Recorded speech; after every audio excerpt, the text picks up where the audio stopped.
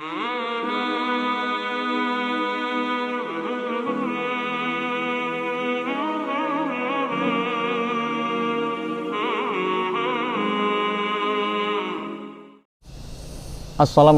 warahmatullahi wabarakatuh. Alhamdulillah hamdan katsiran thayyiban mubarakan fih kama yuhibbu rabbuna wa yardha. Asyhadu an la ilaha illallah wahdahu la syarikalah wa nashhadu anna Muhammadan abduhu wa rasuluh. Amma ba'd. Hadirin para pemirsa sekalian yang dimuliakan Allah Subhanahu wa taala, penonton channel Rumah Sakit PK Muhammadiyah Temanggung yang saya cintai dan saya hormati. Alhamdulillah pada kesempatan ini Allah masih memberikan kepada kita untuk menikmati bulan Ramadan, bulan yang penuh barokah. Di antara amalan yang sangat dianjurkan di bulan Ramadan, khususnya pada 10 hari terakhir di saat bulan Ramadan ini adalah amalan menjalankan iktikaf. Para pemirsa sekalian yang saya cintai dan saya hormati, sebagian pemirsa atau saudara-saudara kita mungkin belum begitu tahu apa sih yang harusnya kita kerjakan di saat seseorang sudah berniat iktikaf, berwudu, masuk masjid. Apa yang mestinya dilakukan? Apakah sekedar duduk-duduk atau sekedar merenungi dosa-dosa dan kesalahan yang selama ini ia lakukan? Maka pada kesempatan kali ini akan saya sampaikan 6 amalan iktikaf yang bisa kita lakukan selama kita berada di dalam masjid. Tentu saja angka 6 bukanlah angka pembatasan, tapi ini adalah amalan-amalan yang bisa kita lakukan di antaranya, ya. Bukan berarti 6 itu harus itu, bukan. Ada amalan-amalan lain tentu saja yang bisa kita lakukan selama itu adalah bagian dari ibadah kita kepada Allah Subhanahu wa taala. Yang pertama, para pemirsa sekalian, kita menjalankan sholat sunnah. Baik itu sholat sunnah, misalnya kita sudah berwudu, kita masuk masjid, kita sholat sunnah syukrul wudu, kemudian sholat sunnah tahiyatul masjid, ataupun sholat sunnah yang lain. Ketika siang hari di waktu masuk waktu duha, kita juga bisa menjalankan sholat sunnah duha. Ketika malam hari kita juga bisa menjalankan sholat sunnah tambahan, bisa sholat yang lain, sholat hajat misalnya, atau sholat sunnah yang tidak terikat dengan apapun, yang sering diistilahkan dengan sholat sunnah mutlak. Maka ini adalah amalan-amalan dari sholat tersebut akan memperbaiki atau akan menyempurnakan ibadah sholat wajib kita. Karena di antara keutamaan kita menjalankan sholat sunnah adalah akan menyempurnakan amal sholat kita yang kita kerjakan sehari semalam 5 waktu. Karena kita yakin bahwa sholat wajib kita belum tentu sempurna, bahkan mungkin jauh dari sempurna, baik dari sisi khusyuknya, dari sisi tumak ninahnya, kadang masih terlalu jauh dari yang kita harapkan, dari yang diinginkan oleh syariat. Ya, karena sholat merupakan amal ibadah yang sangat utama. Bahkan dikatakan oleh Rasulullah SAW, sesungguhnya amal pertama yang akan dihisab pada hari kiamat kelak pada seorang hamba adalah sholatnya. Ketika sholatnya bagus, maka dia telah beruntung dan telah menang atau sukses. Dan ketika sholatnya itu jelek atau rusak, maka sungguh dia telah mengalami kerugian. Hadis riwayat Imam Tirmidzi. Kemudian pemirsa sekalian, amalan yang kedua yang bisa kita lakukan selama kita beriktikaf adalah dengan memperbanyak membaca Al-Quran. Dan ini adalah bagian dari ibadah kita, karena pahalanya sangat besar, ya. Dikatakan oleh Rasulullah, Iqra'ul Quran fa innahu ya'ti yaumal qiyamah syafi'an li ashabi. Bacalah Al-Quran, karena sesungguhnya pada hari kiamat ia akan menjadi syafaat, akan menjadi penolong bagi pembacanya. Hadis riwayat Tirmidzi dari Abdullah bin Mas'ud. Dan jamaah sekalian, pahala membaca Al-Quran lebih khusus di bulan Ramadan sangatlah besar.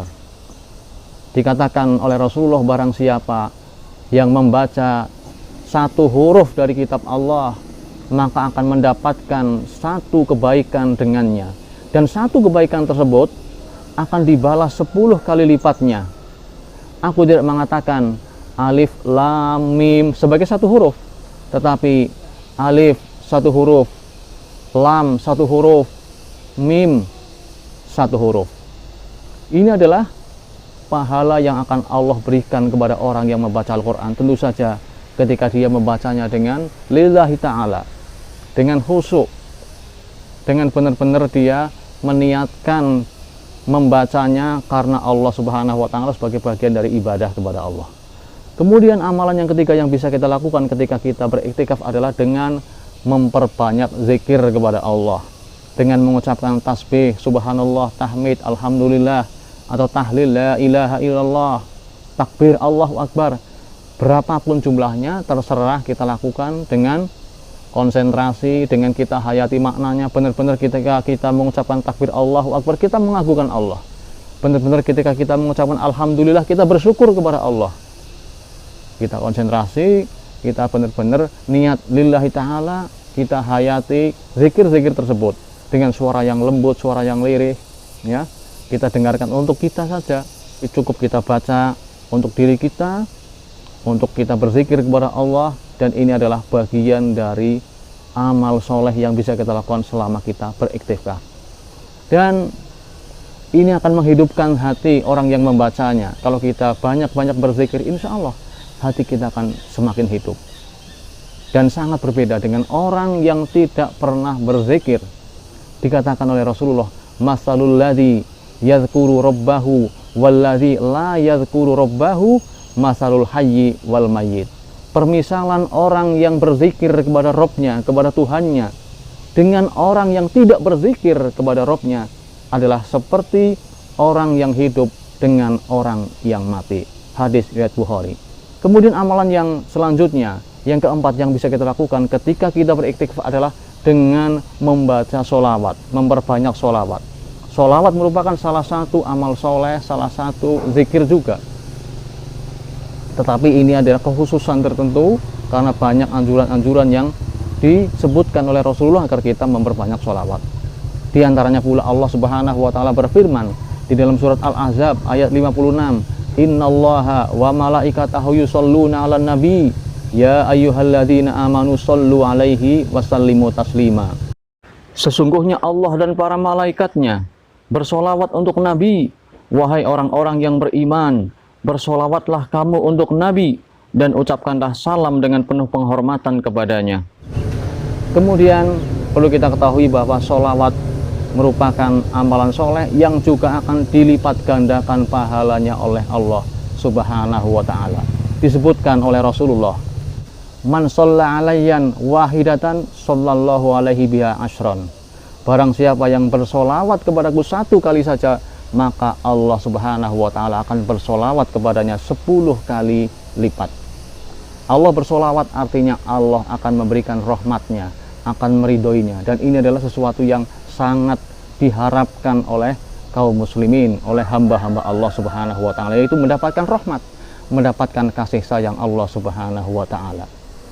Sama sekalian, para pemirsa yang saya cintai dan saya hormati, bersolawat tentu saja bukan solawat-solawat yang dibuat-buat atau direka-reka, tetapi karena ini adalah bagian dari ibadah, maka hendaknya kita mencontoh bagaimana solawat-solawat yang telah diajarkan oleh Rasulullah, yang dipraktekkan oleh para sahabat. Di antaranya adalah solawat yang paling ringan adalah dengan membaca Allahumma sholli ala Muhammad. Ini sudah solawat. Kalau mau lebih lengkap, Allahumma sholli ala Muhammad wa ala ali Muhammad. Kalau lebih lengkap lagi, Allahumma sholli ala Muhammad wa ala ali Muhammad kama shollaita ala Ibrahim wa ala ali Ibrahim wa barik ala Muhammad wa ala ali Muhammad kama barakta ala Ibrahim wa ala ali Ibrahim innaka Hamidum Majid. Atau solawat-solawat yang lain yang telah dicontohkan oleh Rasulullah yang disebutkan di dalam hadis-hadis yang sahih. Di antaranya adalah solawat-solawat yang kita baca di dalam sholat. Tentu saja dengan suara yang lirih, dengan suara sebagaimana kita ketika kita berzikir atau berdoa. Itulah salah satu amalan yang bisa kita lakukan di dalam beriktikaf.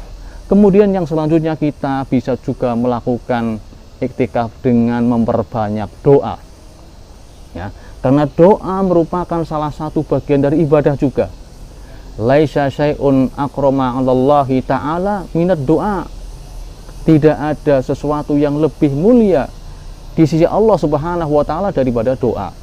Jadi sesuatu yang lebih mulia di sini adalah ucapan, ibadah qauliyah atau ibadah ucapan yang lebih mulia tidak ada kecuali doa.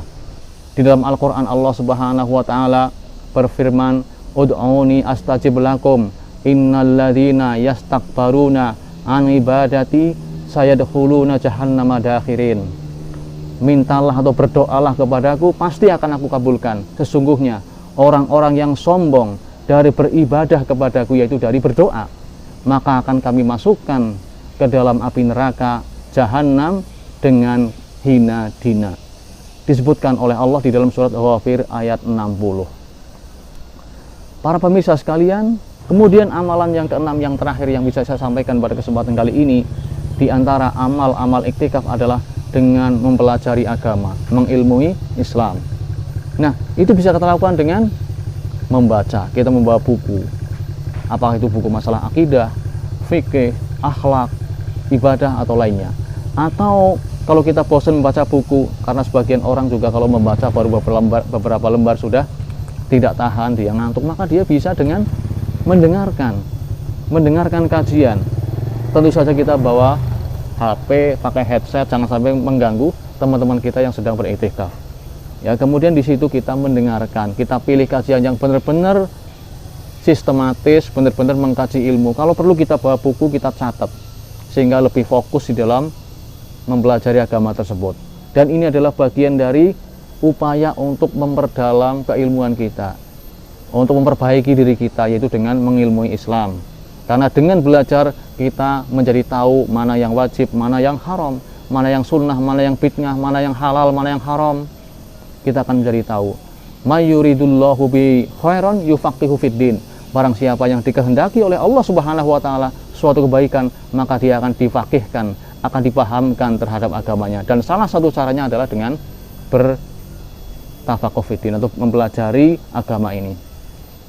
Para pemirsa sekalian yang dimuliakan Allah Subhanahu wa taala, dengan belajar ilmu kita akan bertambah dan Allah akan menambah derajatnya orang-orang yang berilmu. Alladzina amanu minkum walladzina utul ilma darajat wallahu bima ta'maluna khabir. Orang-orang yang beriman di antara kalian dan orang-orang yang berilmu, Allah akan angkat derajatnya dan Allah Maha mengetahui apa yang kalian lakukan. Demikian yang bisa saya sampaikan kepada para pemirsa sekalian. Mudah-mudahan bisa menambah wawasan tentang amalan-amalan apa saja yang bisa kita lakukan selama kita beriktikaf. Semoga amal ibadah kita selama bulan Ramadan diterima oleh Allah Subhanahu wa taala. Usikum wa nafsi bitaqwallah. Wassalamualaikum warahmatullahi wabarakatuh.